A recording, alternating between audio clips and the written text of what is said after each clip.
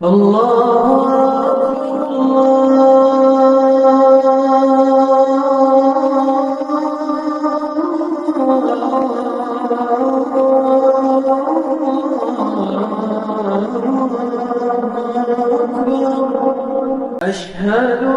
أن لا إله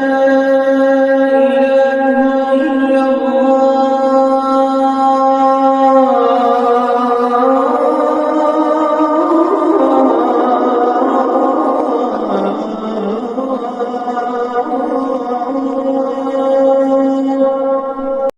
Assalamu alaikum chers frères et sœurs.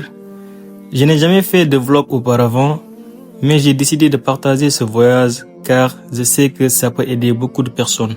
Ce vlog n'était pas prévu pendant le voyage, j'avais simplement pris quelques vidéos et photos. Donc dans cette vidéo, je vais vous montrer qu'il est possible de faire une Umrah pour moins de 800 €. Inch'Allah. Pour l'organisation, j'ai tout fait moi-même sans passer par une agence. J'ai réservé mon billet avec Transavia qui propose des vols directs à prix abordable, surtout en dehors des périodes de forte affluence. Et pour les hôtels, j'ai utilisé Booking.com et Airbnb où les prix étaient beaucoup plus accessibles selon les périodes et l'emplacement. Un conseil important avant le voyage, il est préférable d'acheter l'ihram à l'avance et de le porter dans l'avion. L'ihram est l'état de sacralisation qui prépare à l'Umrah. Il consiste à porter des vêtements spécifiques et à entrer dans un état de pureté et de respect. En portant l'ihram avant d'arriver, on peut commencer l'Umrah plus sereinement, sans stress, et se concentrer pleinement sur les prières et les rites. À l'arrivée à l'aéroport, le visa se fait très rapidement, en moins de 5 minutes, au niveau des points d'accueil. Il est préférable d'éviter les bornes automatiques car elles peuvent parfois bugger. Et dans ce cas, on peut perdre du temps et même de l'argent. Ensuite, on peut prendre le TGV de Jeddah jusqu'à la Mecque. La gare se trouve directement à l'intérieur de l'aéroport et c'est aussi l'occasion de faire un échange de l'euro en rial saoudien et aussi d'acheter une carte SIM. Puis, on se dirige directement vers la Kaaba pour accomplir la Umrah. Comme il n'y a pas d'agence, il faut se préparer un peu avant et connaître les rites et les prières à l'avance. Cela permet de vivre l'expérience plus sereinement et de profiter pleinement de chaque moment.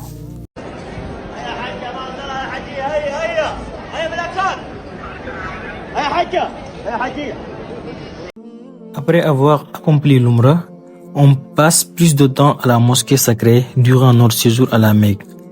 On peut assister à toutes les prières, prier devant la Kaaba et profiter des Hassanat, car une prière dans Masjid al-Haram équivaut à 100 000 prières ailleurs. Écouter l'adhan du muezzin est une expérience incroyable et Masha'Allah, la mosquée est toujours remplie 24 heures sur 24.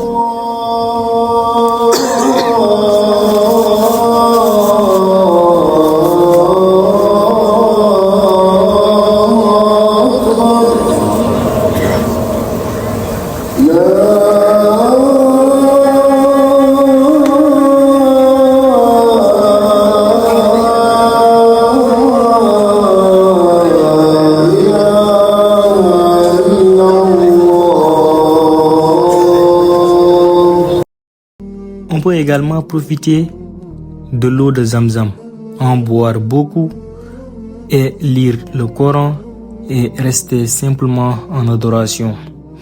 Chaque instant passé ici apporte une sérénité et une paix immense et permet de profiter pleinement de la bénédiction de ce lieu sacré.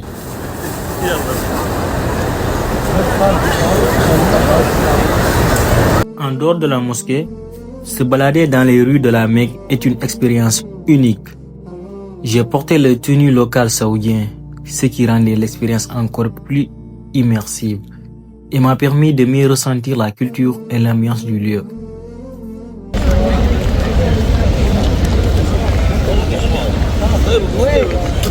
Après quelques jours passés à la Mecque, nous nous sommes rendus à Médine pour visiter la mosquée du prophète. La mosquée est toujours remplie de pèlerins. Masha'Allah. Et selon le prophète alayhi salatu wassalam, une prière dans ce lieu vaut 1000 prières ailleurs. C'est pour cela, nous passions nos journées là-bas pour accueillir toutes les prières et profiter des hasanats.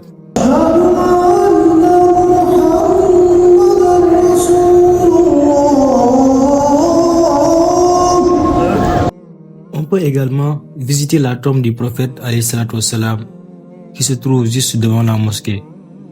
Pour bien profiter de la visite et prier sur le Raouda, il est conseillé de prendre un rendez-vous via l'application Noursouk. Le Raouda est une zone sacrée entre la maison du prophète alayhi salatu wassalam et son minbar, qui est considéré comme l'un des endroits les plus bénis de la mosquée, appelé également le jardin du paradis. Donc prier ici est une expérience spirituelle unique et très précieuse. Pendant le voyage, on mangeait souvent dans des restaurants pakistanais car leurs plats sont délicieux et moins chers. On peut aussi profiter du séjour pour visiter la première mosquée de l'islam appelée Masjid Quba. Selon le prophète alayhi salatu wassalam, prier dans cette mosquée équivaut à une umrah. Masha'Allah.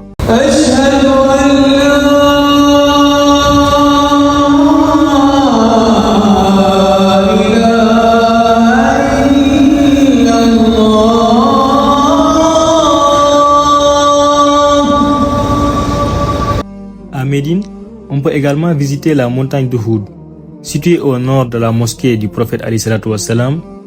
C'est le lieu de la bataille d'Uhud, qui est un événement marquant de l'histoire de l'islam. Juste à côté de la mosquée, on peut visiter le cimetière Jannatul Baqi, cimetière où reposent de nombreux compagnons et des membres de la famille du prophète alayhi salatu wassalam, dont Aïcha radiallahu anha. Alors, faire Umrah sans agence est tout à fait possible, à condition de bien se préparer et de garder une intention sincère.